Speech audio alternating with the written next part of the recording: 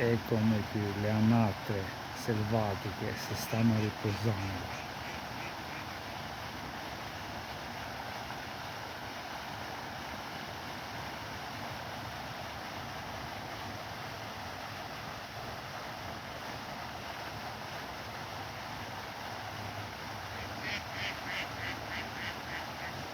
I maschi sono bellissimi.